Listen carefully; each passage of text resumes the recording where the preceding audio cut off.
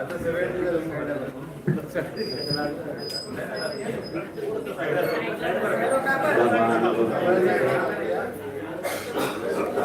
शिवाजी महाराज महात्मा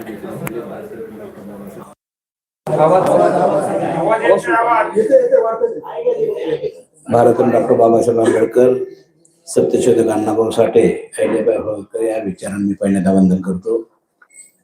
या कार्यक्रमाचे अध्यक्ष तायडे साहेब, सर्व पुरस्कार करते, विचारपेठेवर सर्वच प्रतिष्ठित व्यक्तींना जमलेले बंधन. खर तर मी बरोबर 2 वाजता आलेलो आहे. शुगरचा माणूस असल्यामुळे ती रस्त्यावरच पोळी भाजी खाल्ली. सध्याचं जे वातावरण आहे माझ्या मित्र, ते घटनाविरोधी राजकारण चाललेलं आहे. इकडे तुमचं लक्ष असलं पाहिजे. घटनाविरोधी निर्णय घेणारा मोदी घटनेच्या पुस्तकावर डोकं ठेवतोय. हे नाटक आहे, हे त्याचं नाटक आहे. आपल्या विकासामध्ये जात ही अडथळा ठरते, लक्षात घ्या. आपल्या सगळ्याच विकासामध्ये तायडे साहेब जात ही अडथळा ठरू लागली. घटनेचा पुरस्कार, घटनेचा गौरव करण्याच्या संदर्भामध्ये मी आज भाषण करणार आहे की बाबासाहेबांना जात नको होती. जे ते अनिल कोणतो मेसरा, तो म्हणते अमक्या अमक्यानं घटना लिहिली, अशी चिवचिव करणारी लय होऊन गेले. मध्ये ती शांताई पाटील एकच जप लावला होता तिनं, बाबासाहेबांनी घटनाच लिहिली नाही, घटनाच लिहिली नाही. आम्ही त्याला म्हटलं लिहिली नाही, ठीक आहे, कोणी लिहिली ती तर सांग. लिहिली नाही म्हटलं कोणी लिहिली का, तुझ्या 4पैकी लिहिली असा प्रश्न मी विचारत असा. बाबासाहेबांच्यावर टीका टिप्पणी करणं, नाकारणं म्हणजे सूर्यावर थुंकण्यासारखं आहे. त्या हनुमंत माहित आहे का, हनुमंत तोंड का वाकडं झालं, ते सूर्याला धरायला गेले ती वाकडं होऊन झालं. तसं ती शांताई पाटील तर वाकडी होऊन बसली. तशी मिश्राचं आता काय होणार ते त्यालाच कळेल. बाबासाहेबांनीच घटना लिहिली, याच्यामध्ये आता कोणाचंही दुमत राहिलेले नाही. जग मान्य झालेलं आहे की बाबासाहेबांनीच घटना लिहिली.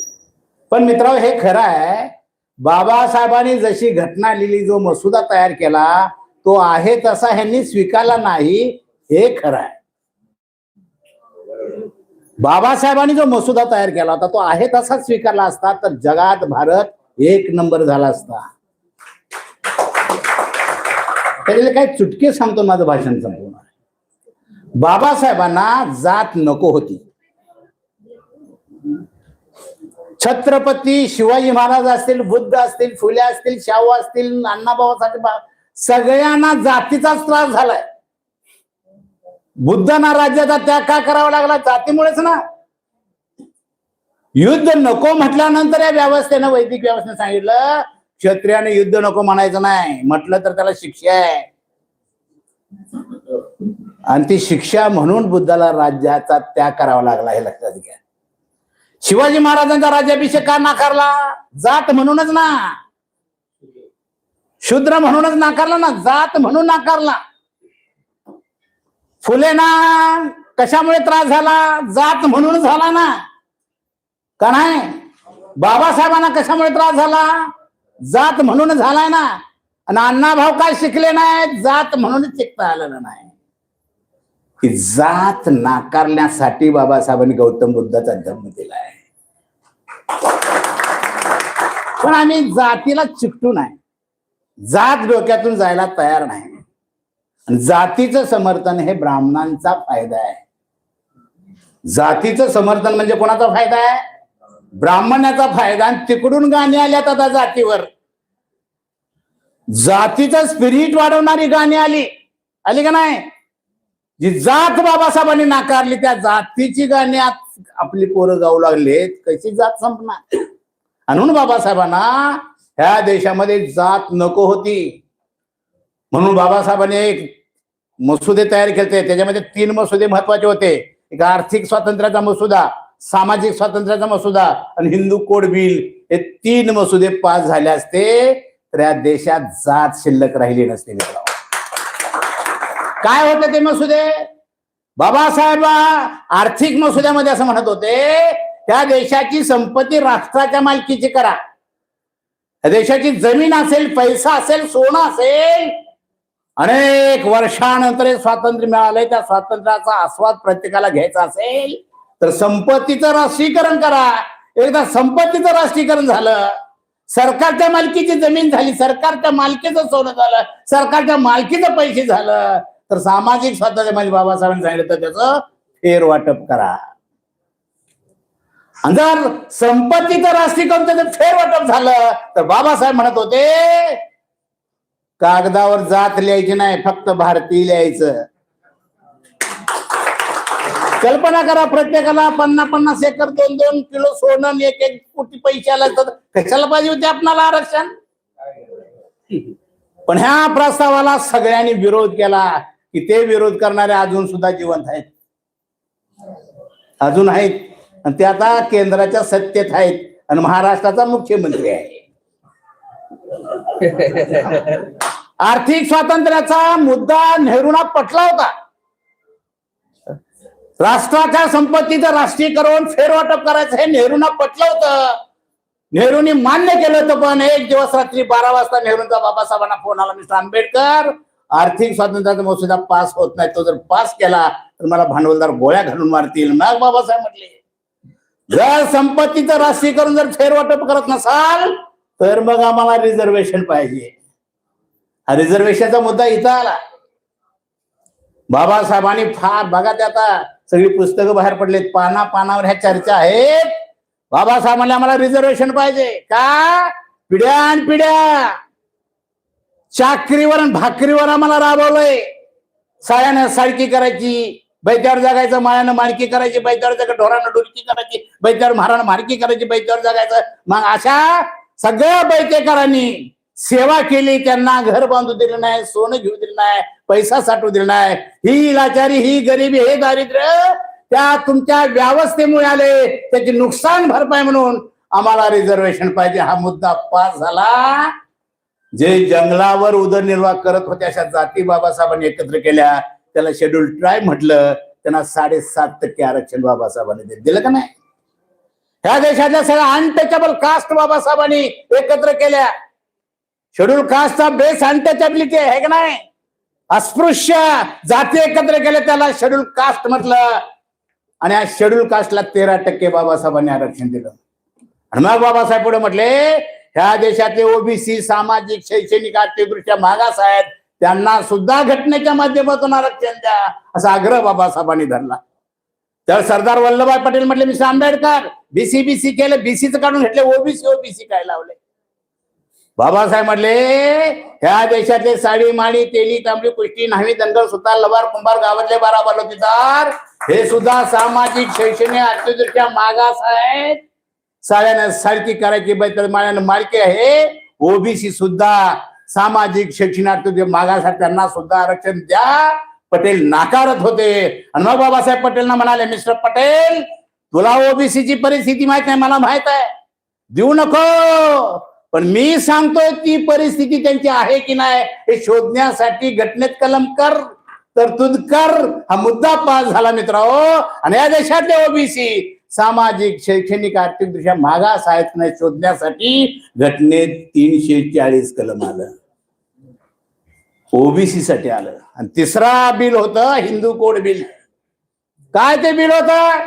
बाबासाहेब म्हटले, अरे हा देश 150 वर्ष खोट आहे ते. हा देश 750 वर्ष पारतंत्र्यात होता. डच आले, हुन आले, पोर्तुगाल आले, मोगल आले, नंतर इंग्रज आले. अनेक वर्षानंतर हा देश स्वतंत्र झालाय. तो स्वातंत्र्याच्या योग्य टप्प्यावर जाऊन यशस्वी व्हायचा असेल तर पुरुषाबरोबर स्त्रियांना स्वातंत्र्य द्या. महिलांना स्वातंत्र्य म्हटल्यानंतर ही पिलावर जागृत झाली. महिला जर शिकल्या तर आमची ते बिल पास झालं नाही मित्रांनो. आता ज्या महिला नगरसेवका वगैरे राष्ट्रपतीवर राहिल्या ते हिंदू कोड बिल मधलं आहे.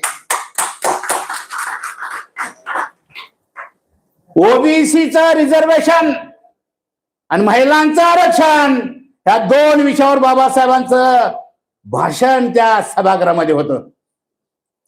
पण हे पिलाबळ जागृत झाली. ह्या दोन विषयावर जर बाबासाहेब आंबेडकर बोलले तर द्यावं लागेल म्हणून त्यांनी सभागृहामध्ये दंगा केला आणि कोणच ऐकून घेतला. म्हणताना बाबासाहेबांनी त्या भाषणाच्या प्रती भिरकावल्या आणि आपल्या मंत्रिपदाचा राजीनामा दिला. कोणासाठी दिला? एससी साठी नव्ह, महिलांच्या साठी आणि ओबीसीच्या साठी राजीनामा दिला. प्रत्येक कलमावर चर्चा झाली. ती कलम पास झालेत माझ्या बांधवांनो, झालेत का नाही? दुसरा एक मुद्दा सांगतो.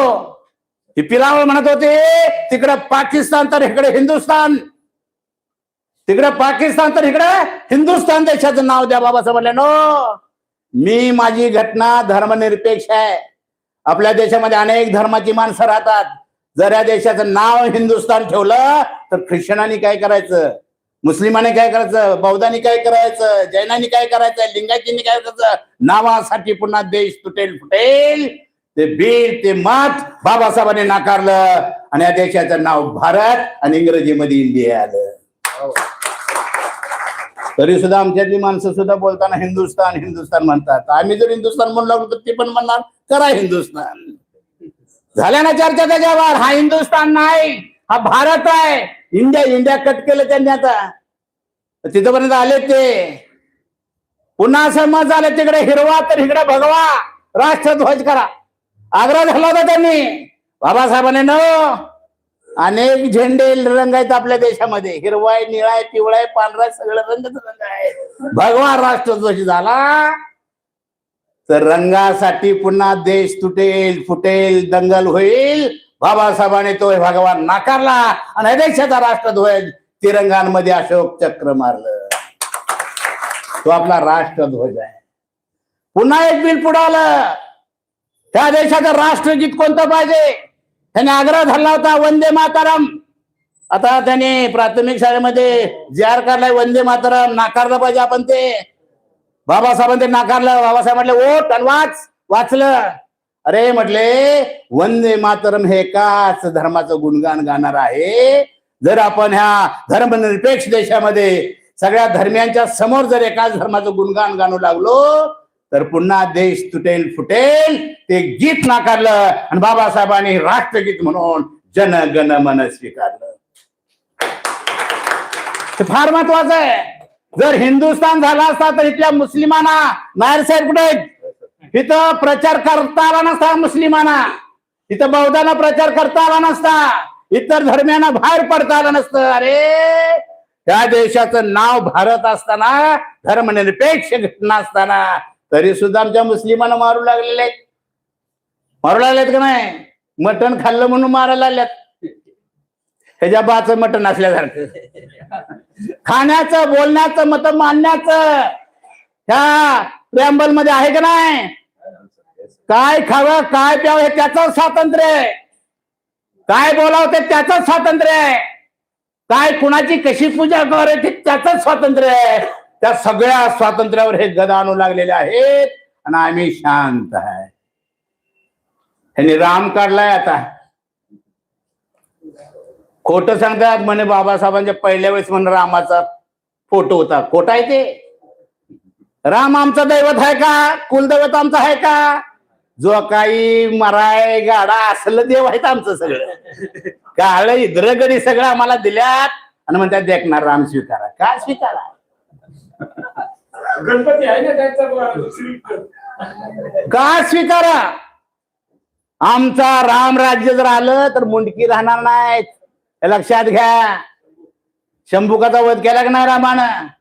शंभूक तपश्चर्याला बसला, ब्राह्मणाचं पोरग नेलं. ब्राह्मण खवल्या रे रामा, तुझ्या राज्यामध्ये हाकार माजलाय. काय झालंय? मागासवर्गीय तपश्चर्या केल्यामुळे आमचं मुलगा मेलं. हेच सायन्स. राम पण चला दाखवा म्हटला. काय विचारावं त्यांना रामानं? किती शिकलायस, काय अभ्यास केला? विचारा पाहिजे नाही. तो कुणाचा? भिल्लाचा. भिल्लाला विद्या घ्यायचा अधिकार नाही. तिथंच मुंडकं तोडलंय. ते राम आमच्या डोक्यावर मारायला चाललेले आहे. माझ्या बांधवानो, ह्याचा तुम्ही आत्मपरीक्षण केलं पाहिजे. पुन्हा ब्राह्मणवाद आमच्या डोक्यावर थोपवला जातोय आणि त्या थोपवण्यामध्ये जात त्यांना फायद्याची ठरायला का नाही?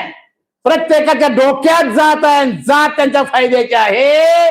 म्हणून बाबासाहेबांनी डोक्याची जात जावी म्हणून 56ला गौतम बुद्धाचा धम्म दिलाय का नाही? बुद्धात जात नाही, बुद्धात जात नाही. शेड्यूल कास्ट मध्ये बुद्धाचा समावेश केला त्यावेळेस मी मोर्चा काढला होता साहेब, मी मोर्चा काढला होता. हे थांबवा, त्याला नाव दिले नवबौद्ध. बुद्ध काय अनटचेबल आहे का? बुद्ध अनटचेबल आहेत का? बुद्ध अनटचेबल नाही. पुन्हा बुद्धाला अनटचेबल करण्याची प्रक्रिया त्याच्यामध्ये झाली तरी आम्ही निवांत आहे. आणि माझ्या बांधवांनो, हा भारत म्हणजे भूभाग नव्हे.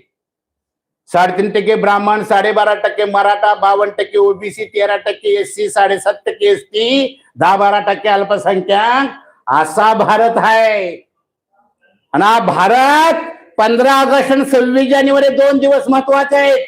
15 ऑगस्टला हा भारताचा नकाशा स्वतंत्र झालाय, समजून घ्या. 15 ऑगस्टला स्वतंत्र दिन म्हणतात. म्हणजे हा नकाशा स्वतंत्र, इंग्रज गेला, नकाशा स्वतंत्र झाला. आणि या देशाची जनता स्वतंत्र कधी झाली असेल ती 26 जानेवारीला झाली. म्हणून त्याला प्रजासत्ताक दिन म्हणतात. तुम्हाला बोलण्याचं स्वातंत्र्य नव्हतं, मत मांडण्याचं स्वातंत्र्य नव्हतं, फिरण्याचं स्वातंत्र्य नव्हतं, संचय करण्याचं स्वातंत्र्य नव्हतं, चांगली घरं बांधण्याचं स्वातंत्र्य नव्हतं, चांगली कपडे घालण्याचं स्वातंत्र्य नव्हतं. हे सगळं स्वातंत्र्य 26 जानेवारी 1950ला ही घटना लागू झाल्यानंतर आम्हाला मिळालं. त्या स्वातंत्र्यावर आज गदा येते माझ्या बांधवांनो. येते का नाही? कल्पना करा, येते का नाही सांगा ना. 3.5% ब्राह्मण राज्य करायलाय का नाही? गाडग मोठं मताचं आमचं परुळ राज्य करायलाय. गाडग्याव परुळ असते एक टोपण, ते राज्य करतंय. बाबासाहेब म्हणले मत म्हणजे तुझा स्वाभिमान आहे, मत म्हणजे स्वतःचा संसार सुखी करण्याचं ते साधन आहे.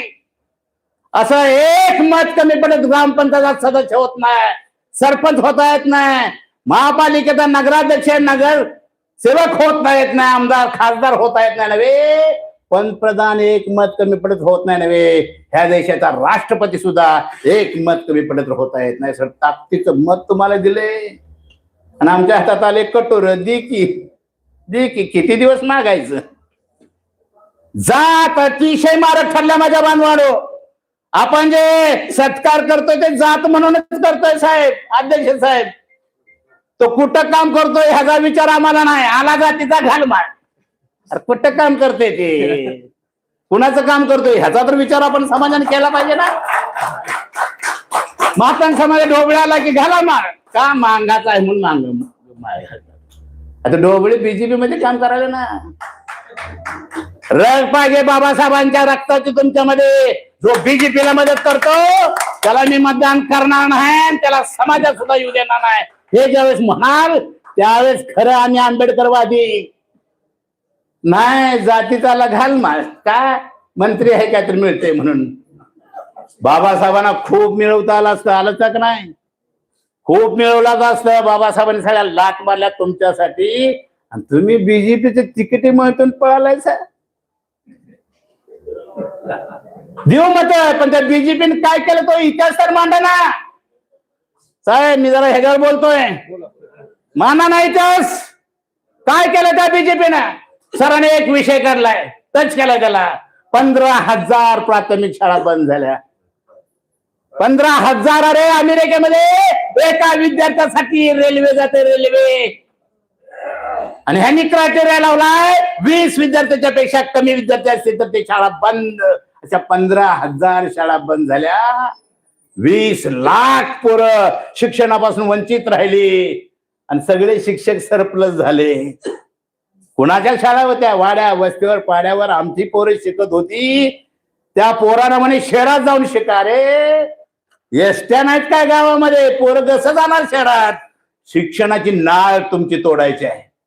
तुम्हाला अंधश्रद्धेमध्ये गुंतवायचं आहे, तुम्हाला अडाणी बनवायचं आहे. आणि म्हणून कुंभमेळ्याला 14,000 कोटी तरतूद केली. 14,000 कोटी कुंभमेळ्याला. बुद्ध ज्यावेळेस देश सोडला, राज्य सोडलं, त्यास बुद्ध या सगळ्या ऋषीमुनींच्या सहवासात राहिले होते. सगळ्या जाता जाता नाही पत्नी म्हटली होती, जा पण माणूस सुखी होणार असेल तर खुशाल जा, ते भांडण खुशाल जा. बुद्ध म्हटले, मी जाऊन माणसाच्या सुखाचा शोध लावून येणार.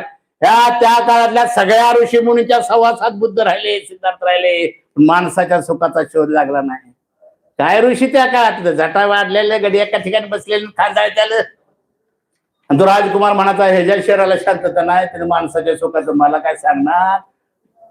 आणि तो ऋषी म्हणायचा, बाबा तुझ्या डोसक्यात जे आहे ते आमच्या डोसक्याने आपला पुढे जा, ह्यांच्या डोसक्यात वाच आहे. त्या काळातले ऋषी मुनी अजून आता नाशिकला येणाऱ्या जटावर गांजा पीत बसणार आहे. त्याच्यासाठी 14,000 कोटी.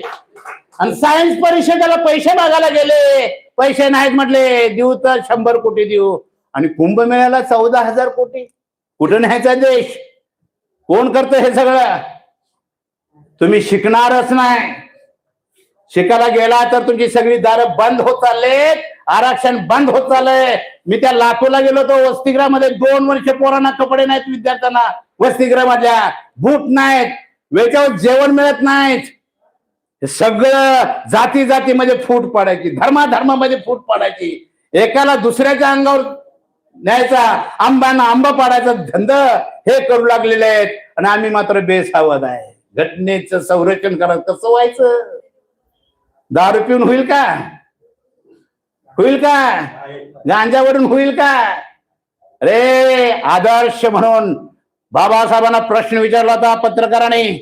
सगळ्या धर्माची माणसं त्यांच्या पोशाखावरून ओळखतात, बुद्ध कसा ओळखायचा?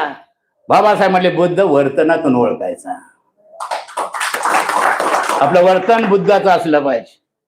जाती अंताची लढाई तुम्हाला करावं लागेल. बघा ना, इथं बसलेले सगळे पोरांचे लग्न करताना जातच बघतात. कशी जात मोडणार, कशी जात जाणार? जातीत लग्न झाली तर जातीच फळ उगवणार, झाड उगवणार. आणि ही जातीची झाडं त्या ब्राह्मणांच्या फायद्याची आहेत. आणि म्हणून माझ्या बांधवांनो, जात आपल्या विकासाचा अडथळा आहे. महाराष्ट्राची सत्ता आपल्या हातात चालली साहेब. आपली राजकारण सुद्धा जातीत अडकले का नाही? जातीच्या संघटना झाल्या, जातीचे पक्ष झाले, आणि त्याला हे खत पाणी घालतात. आमची सत्ता कधीच येणार नाही जर जात म्हणून तुम्ही काम करणार असाल. हे फक्त कानशीरामने ओळखलं. बाबासाहेब एकच म्हटले, आज नावामध्ये जमात राज्यकर्ती बनेल. बाबासाहेब म्हटले, आज नावाची माझी जमात राज्यकर्ती बनेल. जमात म्हणजे जात नव्हे. हे साडी माणी केली त्यामुळे गोष्टी नावी दंगल सुद्धा लवार कुमार मांग म्हा ढोर कमार घिसाडी गोसावी कैकाडी पाचोपाच मराठा पण मराठा, ह्या सगळ्यांना बाबासाहेबांनी जमात शब्द वापरला. तो शब्द कांशीरामने उचलला. उत्तर प्रदेश मध्ये गेले आणि 4 वेळेस मायावती मुख्यमंत्री झाली का नाही? आणि महाराष्ट्रात आम्ही जातीत अडकलोय. अध्यक्ष एकाच जातीचा, तालुका अध्यक्ष एकाच जाती, राज्याध्यक्ष पण एकाच जातीचा.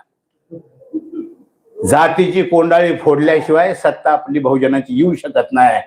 आता सत्ता कुणाची आहे?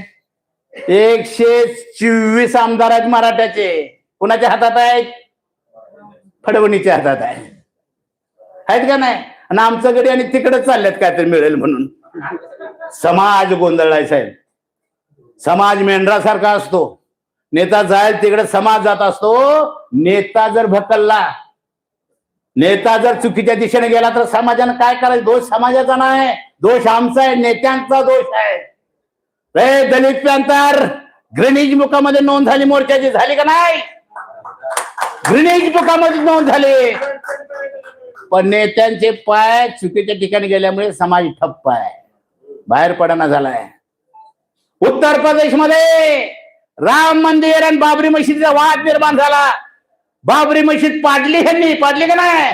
त्यावेळेस बीजेपी निवडून नाही आलं. बीजेपी तर हरलं. याचा अर्थ समाज शाना आहे. फक्त आम्ही दिशा दाखवणाऱ्यांनी चुकीच्या दिशा दाखवल्यामुळे समाज गोंधळलेला आहे. आणि म्हणून अशा गोंधळलेल्या समाजाला दिशा देण्याचं काम आमचे शिवाजीराव झोगडे हे करतायत. मी हातून विनंती करतो माझ्या मनावर, तुमचा येणारा नेता, येणारा कार्यकर्ता कुठल्या मुशीमध्ये काम करतोय हे तुम्ही ओळखा. बाबासाहेब असतील, फुले असतील, शाहू असतील, अण्णाभाऊ साठे असतील, आणि शत्रू कोण मित्र कोण याची सीमारेषा बांधून युद्ध सुरू केलं आणि त्या काळात जिंकले का नाही? आणि आम्हाला शत्रू पण कळाला आणि मित्र पण कळना झालाय. वैचारिक शत्रू कोण आहे? ही ब्राह्मणी व्यवस्था आपली वैचारिक शत्रू आहे आणि हे वैचारिक शत्रू आमच्यावर चाल करतायत. बघा ना, टीव्ही हे साधन आहे प्रचाराचं. साहेब, अध्यक्ष साहेब, प्रचाराचं साहेब टीव्ही आहे की नाही? बटन दाबले की काय दिसतंय? घर घर की कहाणी, सासवी कभी भोवती, पवित्र दिसता, रात्रीचा खेळ चाले, आई कुठं काय करते, आता ठरलं तर मग आलं. याने एकाही सिरियल मध्ये इतर धर्माचं दाखवत नाहीत, एकाही हिंदू धर्माचं सगळं दाखवू लागलेले आहेत. आम्ही सुकुमार कांबळे इथं बोलतोय, आमची पोरं बायका टीव्ही बघायला, आणि मग एखाद्या बायचा नवरा बाहेर गेला, कोणतं ठोकर मेलेलेच असते, त्याला दवाखान्यात ऍडमिट करतात. डॉक्टर त्याच्या बायकोला फोन करतो, निघ माझ्या दवाखान्यात, तुझा नवरा आहे. बायको दवाखान्यात जायला पाहिजे की नाही? ती जाती देवळात. दाखवल्यात का नाही? घंटीला हात लावला की डोळे उघडायला चालू करतोय. हे सायन्स नसलेलं, माणसानं हाडाहाडी बनवणार असलं साहित्य. अरे बुद्धाचं पण साहित्य आहे का नाही? बाबासाहेबांचं साहित्य आहे की नाही? फुलेंचं साहित्य आहे की नाही? अण्णाभाऊ जागतिक साहित्यिक आहे, जागतिक. ते दाखवा टीव्हीला. आम्ही पण अरे कर भरतोय, टीव्हीला पैसा भरतोय का नाही? आम्ही वीज बिल भरतोय, आमचं काय तर दाखव की. सगळे ह्यांचंच बघायचं, हे ठरवून चाललंय. हे सजासजी आलेलं नाही. सेन्सॉर बोर्ड काय म्हटलं? आपले पॅन्थर काय ना त्यांचं नामदेव ढसाळ म्हटलं. कोण नामदेव ढसाळ? सेन्सॉर बोर्ड म्हणतंय. कुठे चाललाय देश? डोळेसपणाने ह्या सगळ्या गोष्टी तुम्ही बघायला पाहिजे. हे सैराट नाही पिक्चर, 3 वेळेस सेन्सॉर बोर्डाने बाजूला काढून ठेवली होती. का? त्याच्यात ब्राह्मण कलाकार नाही, ब्राह्मणी भाषा नाही, आणि देवा धर्माचं कौतुक नाही, म्हणून ती बाजूला काढली होती. पाठीमागे लागून लागून लावली, काटाच गेला का सैराटनं. भाषा ह्यांना आमची चालत नाही, साहित्य आमचं ह्यांना चालत नाही. अरे अण्णाभाऊ साठे जागतिक लेवलचा साहित्यिक, ह्या महाराष्ट्राची देशपांडे नावाची साहित्यिक, तिनं 50 साहित्यिकाची यादी डिक्लेअर केली, त्याच्यात अण्णाभाऊचं नाव नाही. आम्ही तिला विचारलं, का ग बाय अण्णाभाऊचं नाव का नाही? ती काय म्हणते, अण्णाभाऊची भाषा आमच्या साहित्यशास्त्रात बसत नाही. काय म्हणते बघा, अण्णाभाऊची भाषा आमच्या साहित्यशास्त्रात बसत नाही. म्हणजे काय? घोड्याला घोडा म्हणणारा साहित्यिक नाही, घोड्याला अश्व म्हणणारा साहित्यिक आहे. भाषेवरून वाद, धर्मावरून वाद, जातीवरून वाद हे पेटवत चालले. अशा काळामध्ये आम्ही एखाद्या तरुणाला विचारलं, कसं चाललंय? निवांत. पेटले कसले निवांत चालले? झोप लागली नसली पाहिजे. म्हणून माझ्या बांधवांनो, कोणत्याही परिस्थितीमध्ये इलेक्शनचा पिरियड आहे, आता सगळ्यात सलग इलेक्शन लागणार आहे, कमळ तेवढं फुलू देऊ नका. मी अजून विनंती करतो, कमळानं आमचं खत केलंय. कमळ फुललं की भुंगा घू घू घू करत येतोय, म्हणजे बसला की ती पाकळ्या मिटून घेतोय. एकदा पाकळ्या मिटला की त्या भुंग्याचं खतच होतंय. तसं खत झालंय 14 पासून आमचं.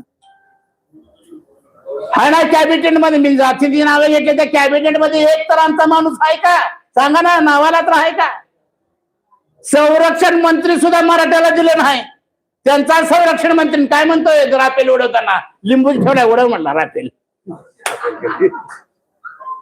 अंधश्रद्धा पसरवण्याचं काम चाललंय. उत्तर प्रदेश, बिहारमध्ये दंगल चालल्या. तो मिश्रा काय म्हणतोय, बाबासाहेबांनी घटनाच लिहिली नाही का? महाराष्ट्रात येस नाही पायतन मारला माणसं मिसेस काढून टाकतो. काय तर बोलायला लागल्या ती. जगमान्य झाले बाबासाहेबांना. अरे भारतातच नव्हे, जग मान्य करते बाबासाहेबांना. आणि उगाच कुरकुर करत बसले, तिकडे काही लक्ष देऊ नका. घटना टिकली पाहिजे, टिकायची असेल तर सत्ता आपली पाहिजे. त्याच्यासाठी मत दिले ना बाबासाहेबांनी. कल्पना करा, एक शेवट सांगतो. बाबासाहेबांनी धर्मांतर केलं 56 ला, आणि दुसऱ्या दिवशी राजकारणाची परिषद घेतल्या बाबासाहेबांनी, पत्रकार परिषद. का घेतलं असेल? बाबासाहेब म्हटले, आज ना उद्या माझा हा देश मला बुद्ध करायचा आहे. आणि माझी जमात राज्यकर्ते बनवायचे नाही, ह्याच्यात काय तर अर्थ असेल का नाही? बाबासाहेबांना वाटत होतं या ब्राह्मण धर्माचा त्रास या SC ST OBC अल्पसंख्याकांना झालेला आहे, त्रास झालाय ना, दळले पिळले त्याचं खत झाले, हे शिकल्यानंतर त्यांना जाणीव झाली यांच्यामुळे आम्हाला त्रास झालाय, का धर्म नाकारतील आणि चांगला धर्म कोणता म्हटलं, विचार केला तर ते बौद्ध धर्म स्वीकारतील आणि देशात 85% समाज बौद्ध झाला, तर मताचा अधिकार नुसता टाकायला नाही दिलाय, निवडून यायला सुद्धा दिलाय. 85% माणसं बौद्ध झाली तर सत्ता कोणाची येईल? महार बौद्ध राष्ट्रपती होईल, मांग बौद्ध पंतप्रधान तर होईल का नाही? सांबार बौद्ध वनमंत्री तर होईल का नाही? आता आपलं कोणच नाही. कोण आहे सांगा ना?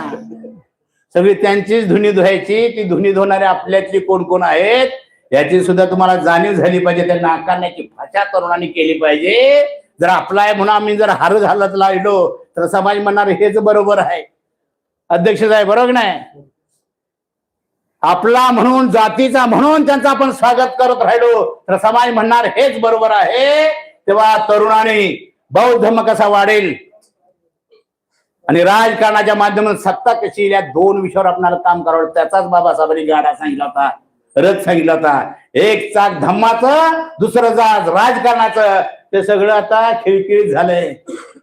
जात लय वाईट आहे. माझं भाषण सांगतो, तो हिस्सा मला सांगावा लागेल. मी कोल्हापूर जिल्ह्यातील आळतेगावचा मांगाचा पोरगा. बुद्धाने धम्म वाचला. त्याच्यापूर्वी मला हिंदू धर्म समुद्र वाटायचा. बुद्ध धर्म वाचला, मला हिंदू डबकं वाटलं. बौद्ध धर्म मला समुद्रासारखं वाटलं. अध्यक्ष मी 84ला बौद्ध धर्म स्वीकारला. लय हाल झालं माझं. जात हे विष आहे माझ्या बांधवांनो. हाल झालं. मांग पण पोरगी दिना आणि म्हार पण पोरगी दिना. एक मांगाचा शिक्षणाधिकाऱ्याची पोरगी मला ठरली. ज्या दिवशी बैठक त्या दिवशी मला देणं घ्यायला म्हणलं देणं घेणं काय नाही. काय झालंय? मी म्हटलं मांग जरासं बौद्ध झालोय. बौद्ध पण लग्नाला परवानगी दे, दुसऱ्या दिवशी उरकून घेऊया. काय म्हणताना काय तर चावल्यासारखाच उडला. म्हणा नाव घेते कांबळे, बुद्धाचं नाव घेते, मांगाचं तर आहे का? ते म्हणलं बस देऊ नको पोरगी. तुला जर एवढा बाबासाहेबांचा तिरस्कार असेल तर त्या पदाचा राजीनामा दे म्हटलं, शिक्षण पदाचा. अरे बाबासाहेब जन्माला आले नसते तर त्याला पुसायला सुद्धा कुठे ठेवलं नसतं.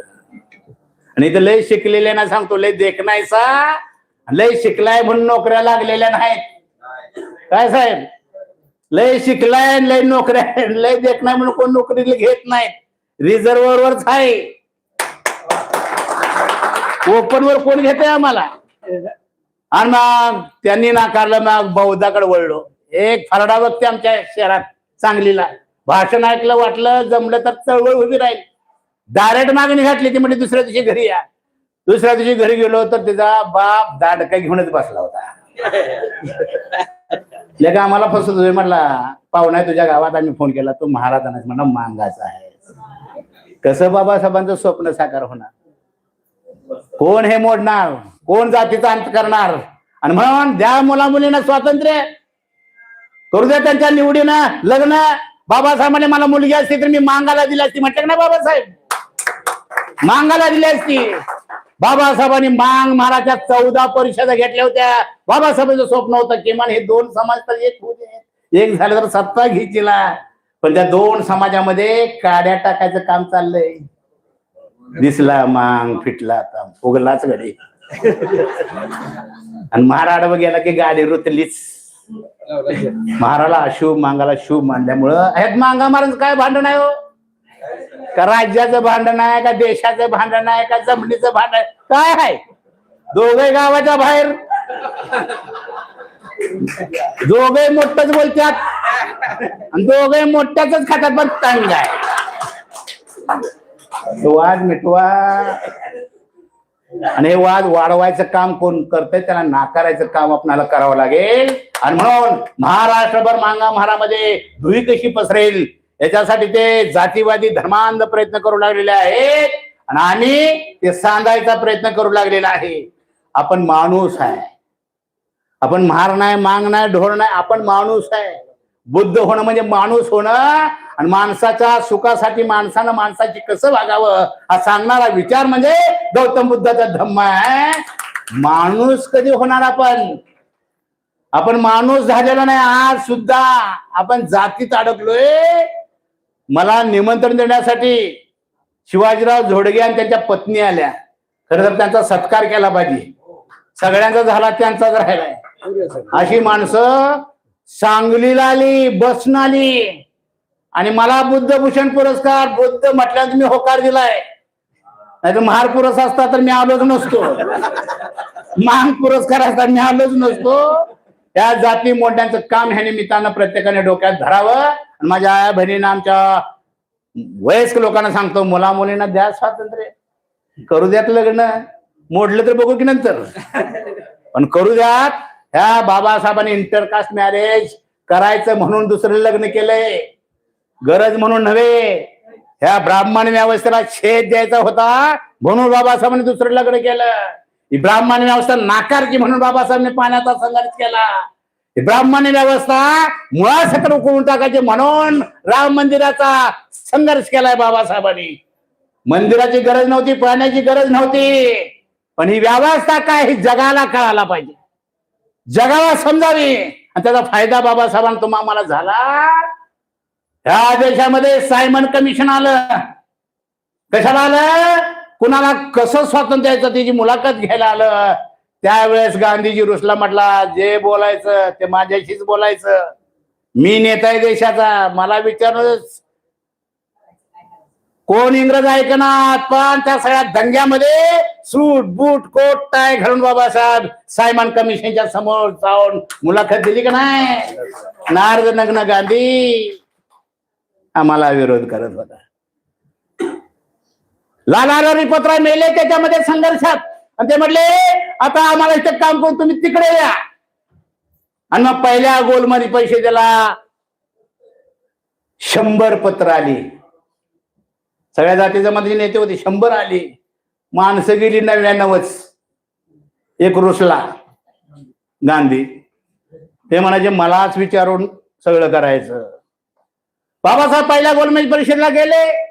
99 खुर्च्या, मागासवर्गाची खुर्ची बाबासाहेबांची मिळाली होती त्यावेळेस. दुसऱ्या गोलमेज परिषदेला पत्र आली 99 आणि माणसं गेली 100. न वाजवताच ताटवाटी. तो प्रवास जहाजातून चालत आहे. तुम्हाला सांगतोय मुद्दाम, प्रवास जहाजातून चालला होता. गांधी ह्या रूम मधून त्या रूम मधून जात होते. हे चालू झाल्यानंतर जिना एक वेळेस बाबासाहेबांच्या केबिन मध्ये आले आणि जिना म्हटले, मिस्टर आंबेडकर काय घेऊन चाललाय? गांधी माझ्या केबिन मध्ये आले. ते म्हणत होते तुझ्या 16च्या 16 मागण्या मान्य करायला होतो, पण बाबासाहेबांच्या मागणीला विरोध करायचा. असं काय मागायलाय तुम्ही? बाबासाहेब म्हणले, जिना बघशील तिथं मी काय मागतोय ते. त्या लढाईमध्ये झालाच विजय तर भीमराव रामजी आंबेडकराचाच होईल. गांधीचा तिथं पराजय झालेला तो बघशील. परिषद सुरू झाली, 99 खुर्च्या म्हणल्या, गडी उभाच. इंग्रज मध्ये तुम्ही का आलाय? गांधी म्हटले मी अस्पृश्याचा नेता म्हणून आलोय, मागासवर्गाचा नेता म्हणून आलोय. बरोबर नाही? आम्ही ह्यांना हरिजन म्हणतोय, एवढा सन्मान देतोय, त्यांचा प्रतिनिधी म्हणून आलोय. इंग्रज म्हटले पहिल्या गोलमेज परिषद बाबासाहेब डिक्लेअर झाले, तुम्ही त्यांचं नेतृत्व करू शकता. तरी सुद्धा त्यांनी आग्रह सोडला नाही. इंग्रज खुळे नव्हते. ते म्हटले तारा करा, भारताकडे सांगा तारा करा. मागासवर्गाचा पुढारी कोण? निरोपाला आम्ही पूर्वाश्रमीच्या महाराणांना शल्यूट देतोय. सैर भेर महार पळत होती पोस्टाकडे. त्यात मांगाने सुद्धा तारा केल्यात, चांबाराने सुद्धा केल्यात, वलराने सुद्धा केल्यात. अशा तारा गेल्या. गांधींना पण तारा गेल्या. कांबळेच्या नावावर पाटलाने केली, आवळेच्या नावावर कुलकर्ण्याने केली. अशा तारा मोजल्या. त्या दुसऱ्या गोलमेज परिषदेमध्ये बाबासाहेब मागासवर्गाचा पुढारी म्हणून निवडून आले. मित्र पटणार नाही तुम्हाला, बाबासाहेब एवढे खवळे. बाबासाहेब गेलते गांधीच्या अंगावर. अरे म्हटले तूच असा आहे का संत आहे? मोह में रामन बगल में सूर्य आहे म्हटलं तुझ्या. तिथून जहाज परत आलं. त्या परिषदेमध्ये बाबासाहेबांनी आपली मागणी केली काय? आम्ही हिंदूंपासून आलो काय? आम्ही हिंदू नाही. आम्हाला मागासवर्गाला 77 स्वतंत्र मतदारसंघ पाहिजे. गांधी म्हटले खोटं बोलताय ते, इथून तिथून हिंदू सारखे आहेत, आमच्यात भेद नाही, आम्ही यांना ईश्वराची लेकरं समजतो, एवढा सन्मान देतोय, हे जर केलं तर धुई माजेल, आमच्यात कुठलाही भेद नाही, इथून तिथून हिंदू आम्ही सारखे आहेत. बाबासाहेब म्हटले तो आम्हाला म्हणतोय हिंदू इथून तिथून सारखा, हे बघा पाणी शिवलं म्हणून आमच्या माणसाने ह्यांनी मारलंय, जर हिंदू असतो तर पाणी शिवायला मला परवानगी दिली असती का नाही? इथून तिथून हिंदू सारखा म्हणतोय, बघा ही कात्र रामाच्या मंदिरामध्ये हिंदूच्या मंदिरामध्ये गेल्यानंतर जातो म्हटल्यानंतर दगडफेक झाली, 120 माणसांची जखमी केली, याचा अर्थ आहे हिंदूंपासून मागासवर्गीय अलग आहे. इंग्रजांना ते पटलं आणि म्हणून मित्रांनो तुम्ही हिंदू नाही, 1932लाच निकाल लागलाय, हिंदूंपासून आपण अलग आहे. त्या 77 स्वतंत्र मतदारसंघ मान्य झाले. गांधी नाराज होऊन आलते, जाताना मिठासाठी संघर्ष केला, पोलिसांना पाहिजेच होता गडी, आल्याला उचलला आणि एरवड्याला नेऊन टाकला. 21 दिवस उपोषण.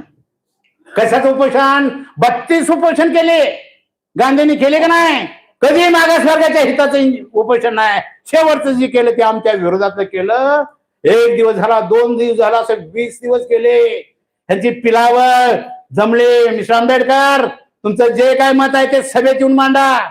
कार्यकर्ते म्हटले बाबासाहेब जाऊ नका, मग आपलं जमलाय काय तर होण्याची शक्यता आहे, लाख मेले तर चालतील पण लाखाचा पैशाचा जाऊ नये असे आग्रह कार्यकर्ते. बाबासाहेबांनी जाणार, सूट बूट कोट टाय घालून बाबासाहेब स्टेजवर गेले. नागन गांधी एरवड्याला पडून होते. हे तरुणांनो काय धाडस बघा, सावलीचा विकार मला त्या काळात झाडायचं आहे ते. आणि आता साहेब त्या जोक केला तर पोरं बोल हसत नाही, ती कोणत्या अण्णाला जाऊन सांगेल, बापूला जाऊन सांगेल, पुढे बसून लय हसत होत, टाळ्या वाजवत होत. बाबासाहेबांनी शत्रू कोण मित्र कोण डिक्लेअर करून युद्ध चालू केलं होतं. गेल्या स्टेजवर काय म्हणतात बाबासाहेब, समोरच्या खांबावर मला फाशी दिली तर चालेल पण मी पुणेकरावर सही करणार नाही. काय धाडस आहे. बाबासाहेब परत आले. माझ्या बांधवांनो, घरात रक्तानं लिहिलेलं पत्र पडलं होतं, मिस्टर आंबेडकर तुम्ही ज्या समाजासाठी तुमची लढाई चालू केलेली आहे तो तुमचा समाज वाड्या वस्तीवर खेड्यापाड्यावर राहतोयचं भान ठेवा. कदाचित गांधी ह्या संघर्षामध्ये मेले तर ब्याला तुमचा समाज ठेवणार नाही. रक्तानं लिहिलेलं पत्र बाबासाहेबांनी वाचलं. रात्रभर बाबासाहेब रडत होते, तर की टावेल भिजला होता, रडून रडून अश्रून. आणि मग बाबासाहेबांनी विचार केला मेलं तर मारणार, ही मेलं तर मार, म्हणून बाबासाहेब म्हटले जिंकतेगे तर और भी लढेंगे. जावारे म्हटले पुणेकरावर सही करा. सही झाली, ह्यो राखीव मतदारसंघ आला.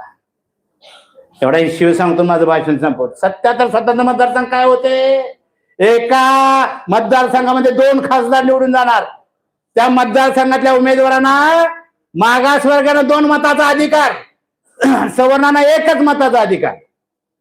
सवर्णाने आपलं 1 मत सवर्णालाच टाकायचं, मागासवर्गाने आपलं 1 मत सवर्णाला टाकायचं. म्हणजे आपल्या मताच्या आधारे 77 खासदार जाणार.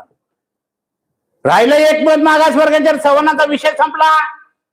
मागासवर्गाने आपलं दुसरं मत मागासवर्गीयालाच टाकायचं. प्युअर मागासवर्गीयाच्या मतावर 77 असे कमीत कमी 144 खासदार निवडून जाणार होते. कल्पना करा, आज सभागृहामध्ये आमच्याच मतावर जर 144 खासदार असते तर राष्ट्रपती कोणाचा असता, पंतप्रधान कोण असता, सचिव कोण असते, मुख्यमंत्री कोण असते. ते सगळं वाटोळ गांधीने केलं, ते नाकारलं राखीव मतदारसंघाला. तो कसा आहे, राखीव मध्ये मागासवर्गीयच राहणार, मताचा अधिकार सगळ्यांना सारखा एकच, मत 20 मागासवर्गीयांची 80 सवर्णांची. माग डोर चांबार चौघ राहिली, 5-5 मत घेतलं तर निवडून येणार का? 80 मताकडे लक्ष. 80 मताचा गट्टा जो की तो निवडून येणार. आणि मग तो आमचा निवडून गेलेला आमदार खासदार आमचं काम करेल. तुमच्यामुळे निवडून आलं नाही म्हणतात, तिकडून आलंय आणि त्याला कसलाच अधिकार नाही. आमच्या भागामध्ये जयवंतराव निवडून यायचे, अधिकारच नाही. समजा इथं तुमचं काम करत नाही म्हटल्यानंतर, बरोबर नाही, करत नाही म्हटलं एखादा आणि शरद पवारचा असेल आमदार, कोणच येणार काय मस्ती द्यायला काय, सहकार म्हणणार का नाही, त्याच्या पक्षाचा गेला म्हणून बाबासाहेब म्हटले, करार झाला त्यावेळेस म्हटले बाबासाहेब आता चेन ऑफ चमचा तयार होतील. वाक्य आहे बाबासाहेबांचं. चमचा साखरेत आणि तुपातच असतोय, असतील नाही, आम्ही वाळवंटातच आहे. आमचं काम होईना झालंय. ह्या सगळ्या घडामोडीमध्ये बाबासाहेबांनी खूप युद्ध केलं. त्या ब्राह्मणांच्या विरोधात केलं, जातीवादाच्या विरोधात केलं, हिंदुत्वादाच्या विरोधात केलं. तो धम्म बाबासाहेबांनी दिला, त्याच्यात जात सोडू नका, जात नाकारावी लागेल. आणि जात नाकारून बहुजन समाजाला जर माणूस आपण बनवलं तर राजकारणाची प्रक्रिया आमच्या हातात आहे, आमची सत्ता येऊ शकते. ज्या दिवशी राजाचा मुलगा राजा ही प्रक्रिया बाबासाहेबांनी उद्ध्वस्त केली आणि 21 वर्षाचा स्त्री पुरुष होईल त्याला मताचा अधिकार ज्या दिवशी दिला त्यावेळेस बाबासाहेबांना आनंद झाला होता. त्याचा एक सहकारी म्हटलं मिस्टर आंबेडकर लय आनंद, काय झालंय? बाबासाहेब म्हटले राजाचा मुलगा राजा ही प्रक्रिया मी उद्ध्वस्त केली, जो 21 वर्षाचा स्त्री पुरुष आहे त्याला मी मताचा अधिकार दिल्यामुळे मला आनंद झालाय. तुम्हाला काय फरक पण नाही. बाबासाहेब म्हटले एखाद्या झोपडीची माता आपल्या बाळाच्या पाळण्याची दोरी हातात घेऊन जोजवत असताना स्वप्न बघेल, आज ना उद्या ह्या झोपडीतला माझा मुलगा ह्या देशाचा पंतप्रधान होईल, राष्ट्रपती होईल, हे स्वप्न घेऊन आलोय. माझ्या बांधवांनो, 75 वर्षामध्ये हे स्वप्न साकार झालेलं नाही. आज केंद्रात सरकार 3.5% आहे. बोला डायरेक्ट नावं घेऊन, बामणांचंच आहे. महाराष्ट्रात कोणाचं सरकार आहे? अरे खेड्यात एक बामण नाही, मुख्यमंत्री बामणाचा आहे. खेड्यांमध्ये बामण नाही तरी केंद्राची सत्ता, काय प्लॅनिंग असेल? आणि म्हणून जातात एक गोष्ट सांगतो तुम्हाला, बुद्धाची. बुद्धाकडे एक राजा आला, मी त्या दुसऱ्या राज्यावर स्वारी करणार आहे, मी जिंकेन का पराजित हे सांगा. बुद्ध म्हटले 8 दिवसानंतर ये. 8 दिवसात तो राजा आला.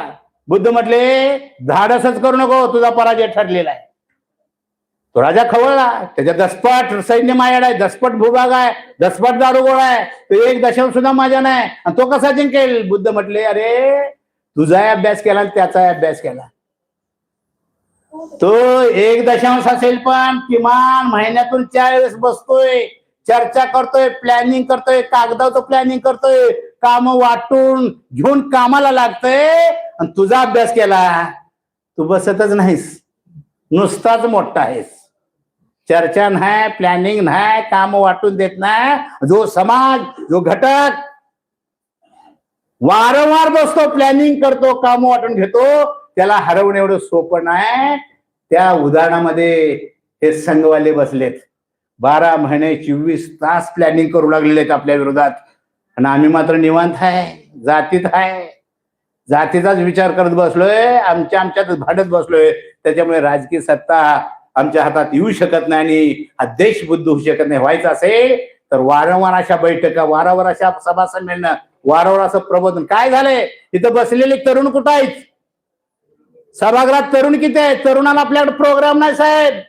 तरुण दहीहंडीत आहेत, तरुण त्यांच्या कामात आहेत. सगळे तरुण त्यांनी आपल्या बाजूने घेतलेत. गांजा, दारू, मटका, जुगार ह्याच्यामध्ये आमची पोरं गुंतवून चाललेत. अरे पोलीस स्टेशनच्या समोर शेजारी गांजा विकतात म्हणतात, पोलिस म्हणतात आम्हाला माहित नाही. हे सगळं षडयंत्र त्यांनी रचलेलं आहे. त्या 3.5% तो डाव तुम्ही ओळखावा. बुद्ध धर्म कसा वाढत जाईल आणि सत्ता कशी घेता येईल याच्यासाठी सगळ्यांनी विचार करावा. करायला अशापेक्षा व्यक्त करतो. आणि जोडगे साहेब आणि त्याच्या पत्नी यांनी मला निमंत्रण दिलं आणि मला इथं बोलण्याची संधी दिली, त्याबद्दल त्यांचा तुमचा मनपूर्वक आभार मानून माझं लांबलेट भाषण पुरे करतो. जय भीम, जय बुद्ध, जय.